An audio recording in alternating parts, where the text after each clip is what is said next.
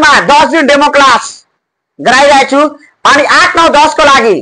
जुन पनि बच्चा हो 11, 12 जे पनि हो जुन पनि फ्याकल्टी हो कम्प्युटर क्लास जे पनि पढ्ने छ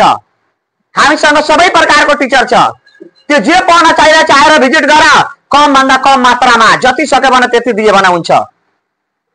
त्यसलाई क्लास जोइन गराएर हामी गराइदिरहेको छु तर याद गर्ने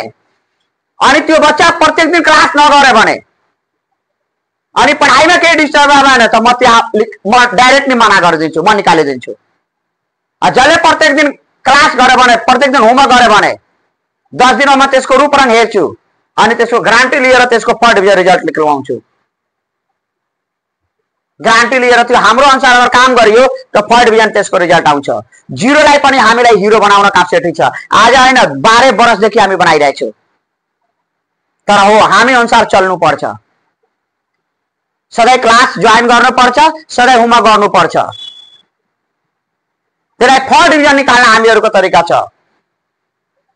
तर हाम्रो बाटोमा चल्नु पर्छ एक दिन त्यो बनियासँग पैसा कमाउँछ किन चाहे भने त हामी पनि एउटा दुटा विषय गरेर अनि पैसा कमाइलिन्थ्यो तर अल सब्जेक्ट त्यतिकै पैसामा किन राखेछु किनकि एउटामा 99 ल्याइदिन्छ एउटामा 82 ल्याइदिन्छ एउटामा 10 5 ल्याउँछ त रिजल्ट पनि आउन सक्छ अर्जना सब्जेक्टको ग्यारेन्टी लिन्छ म रिजल्टको ग्यारेन्टी लिन्छु अन्तिम परीक्षासम्म पनि एसएलसी को हामी क्लास गराउँछु अन्तिम परीक्षासम्म पनि हामी क्लास गराउँछु अन्तिम डेटसम्म यो शनिबारको एक्जाम थियो नवालाको अन्तिम शनिबारसम्म क्लास गरायो अरु जना 1 महिना पहिला नै बन्द गरेर आफ्नो जिम्मा हटाइलिन्छ त्यसको रिजल्टसम्म पनि म लागेको हुन्छु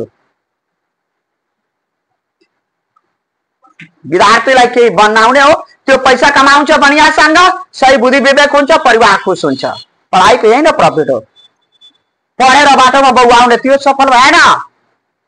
जति सक्यो त्यति पढ्यो अनि पैसा कमाउन थाल्यो परिवार सुख शान्ति भयो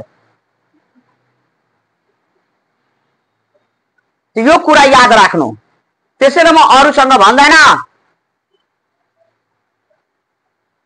र तिमी मेरो पासमा नआऊ यही गर त्यही गर त्यो मलाई केहीले राम्रो लाग्दैन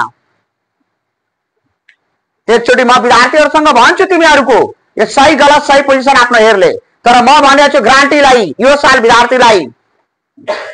ये स्टार्टिङ मा तिमीहरु एडमिसन गराऊ ग्यारेन्टीको साथ तिमीहरुको 8 9 10 11 12 जे पनि क्लासमा छ कम्प्युटर क्लास जे पनि छ हाम्रो अनुसार चल तिमीलाई फर्स्ट डिभिजन बढिया मार्क आउँछ यो सब सोच्नु पर्यो आफैले विद्यार्थीले